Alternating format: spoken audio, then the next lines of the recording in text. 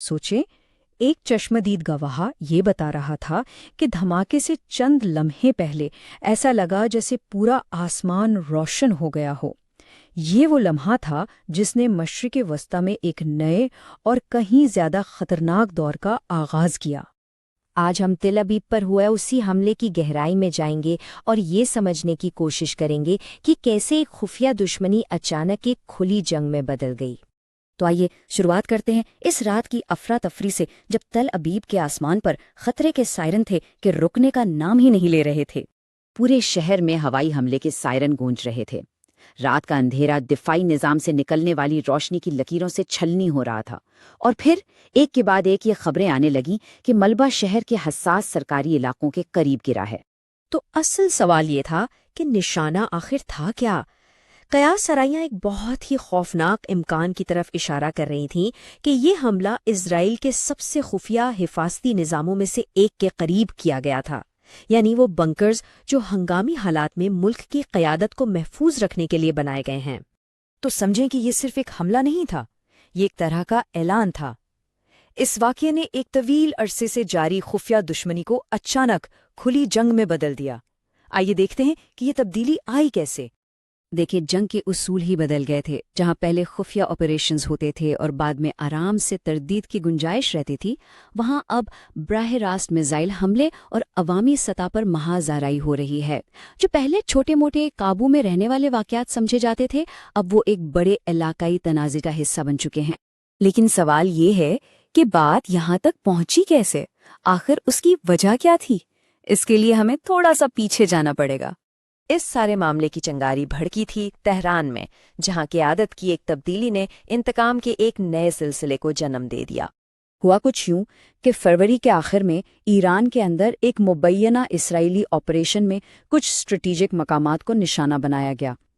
इसी हमले के दौरान supreme leader Ayatollah Ali Khamenei हाई हलाक हो गए, जिससे क़यादत का एक बहुत खतरनाक खला पैदा हो गया।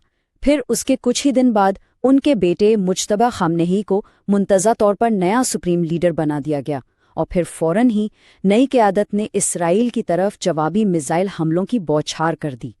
माहिरीन इस तकर्री को इस नज़र से देख रहे थे कि ये ईरान की पॉलिसी में तसलसल का इशारा है, और इस बात का भी कि शायद अब मामलात में नरमी नहीं बल्कि मज़ीद शिद्दत आएगी।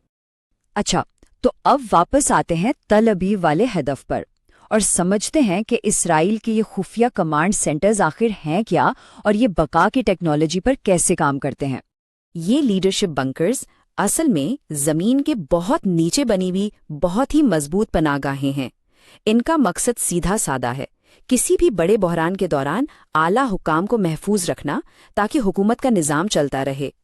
तो इन बंकर्स के 3 बुनियादी काम हैं। सबसे पहला तो ये कि सियासी और फौजी क़यादत को बराह रास्त हमलों से बचाना।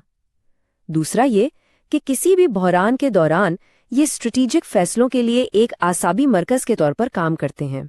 और तीसरा, जो शायद सबसे अहम है, वो है क़यादत और फ़ौज के दरमियान महफूज मवासिलाती राब्तों को हर हाल में बरकरार रखना। और ख़तरा कोई मामूली नहीं है। ईरान के पास खुर्रमशहर जैसे जदीद मिसाइल हैं।